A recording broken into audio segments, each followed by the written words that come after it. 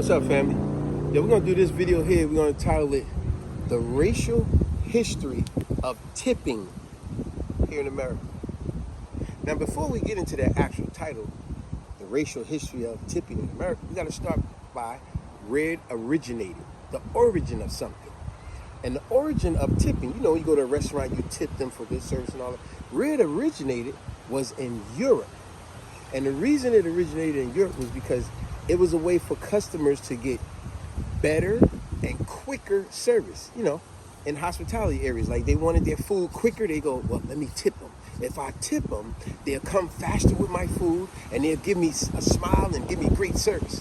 That's where it originated in Europe. So now, let's get on to the title of the video. Racial History of Tipping in America. So eventually, after the Civil War, tipping was brought to the United States.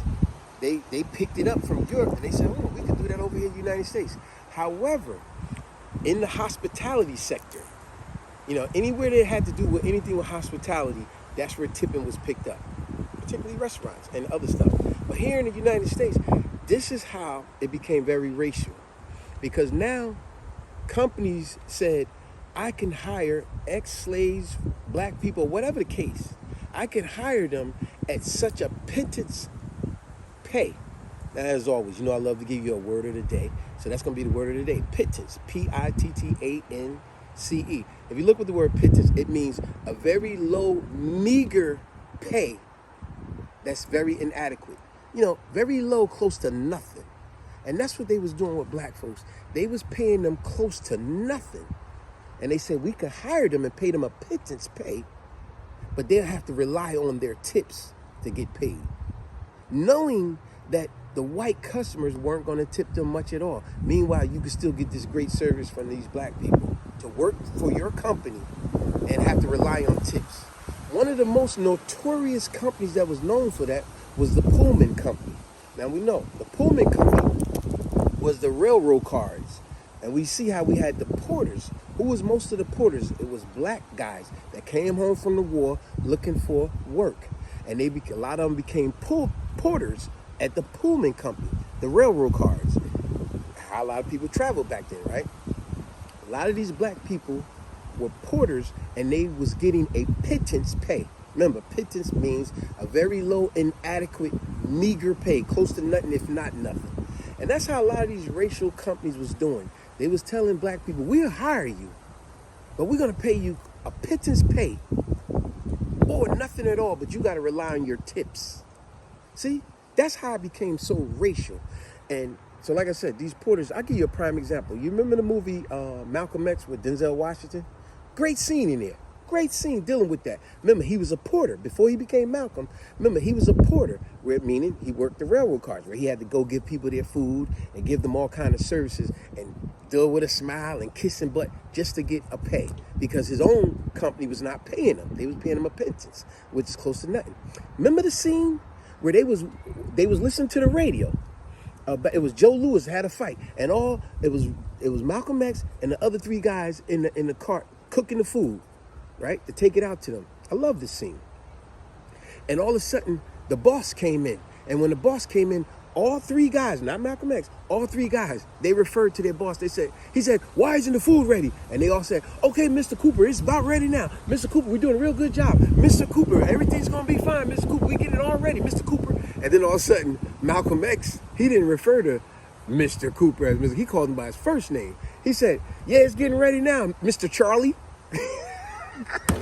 That was the funniest thing. When he said Mr. Charlie, it shows the brainwashing.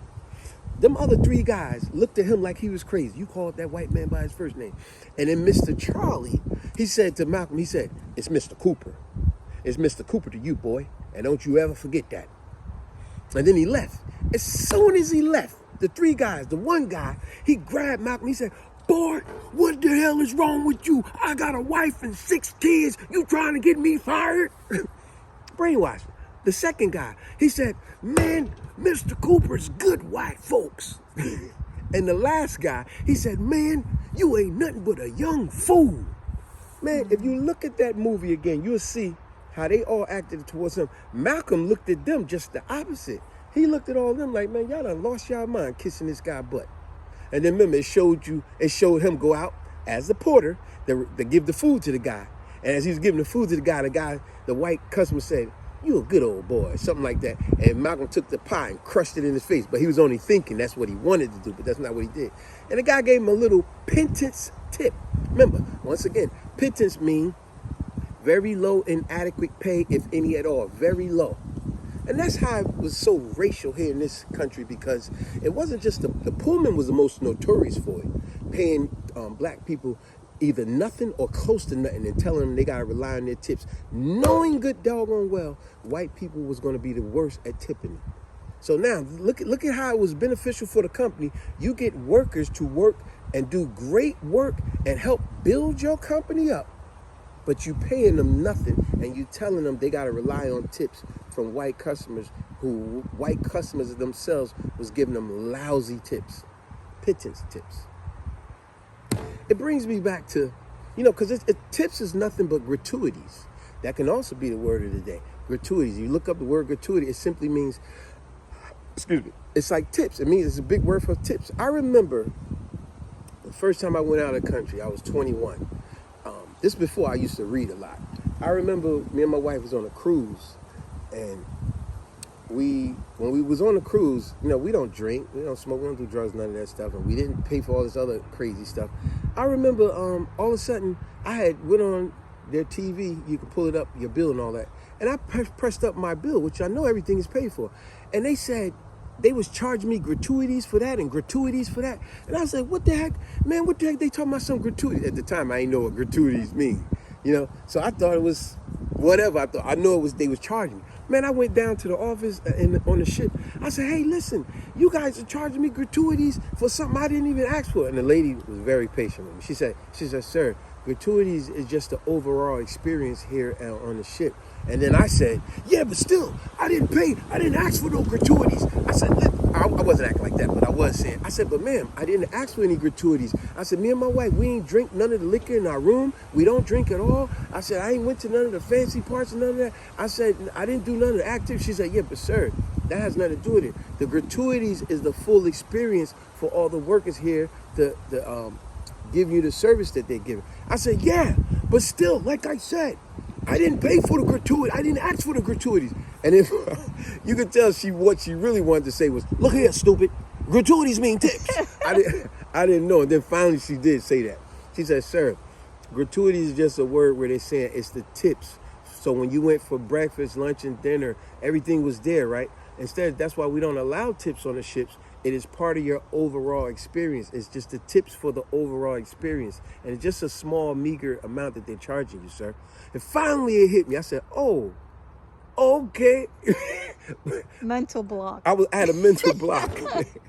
But yeah, that's how, in essence, what I'm saying to you, the racial divide that they have always constantly done with black folks is like tipping started in Europe for better and faster service. It was then brought to the United States after the Civil War, and the most notorious company for it was the Pullman Company, the railroad cards, and they made it to where black people get hired and do great work to help lift that company up, but they paid them nothing, and they told them that they had to rely on their tips from white customers who was tipping them close to nothing, only giving them a pittance, meaning a low, inadequate, if any at all, low pay. And that's how the racial history of tipping in America. And then, of course, it went to all other companies of hospitality. Because now, think about it. A person had to give great service. Black person had to give great service and hospitality. And his own boss was not paying him close to nothing. And he had to rely on tips from the customers. You imagine what that feels like? It's almost like he's begging. And then they was doing it with such a distasteful, nefarious way of tipping them. Very ugly, very ugly. Well, I remember back in the days, for example, the very first time when I was 15 years old, when I went to go and do my nails. At that time, I used to go to the nail salon. And I seen a couple of girls tipping, giving after they were finished. They were tipping the manicures, manicurists. Okay. Yes.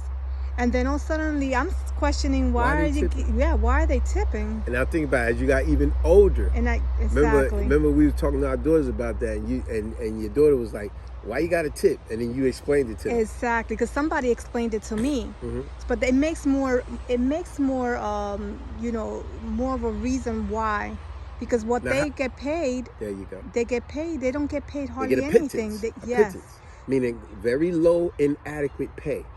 So that's how you explain to our daughter. You said this is the reason you tip them, because they relying on the tips because their jobs pay them close to nothing. And that's how restaurants are today.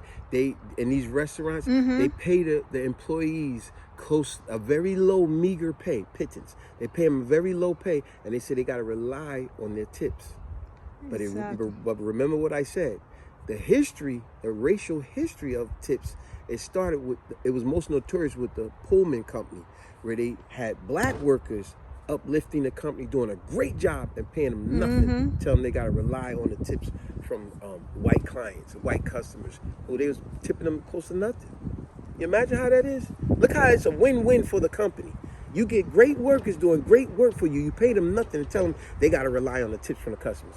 It's a win-win for the company, but it's a lose situation for the employees. Exactly. And then they like in a situation where like damn, I just got to do my best to try to get the best tip I could get. Can't find nothing else. This everything is so racial and nonsense. But hey, now you know. You didn't know, now you know. Subscribe, share, like, comment. Peace.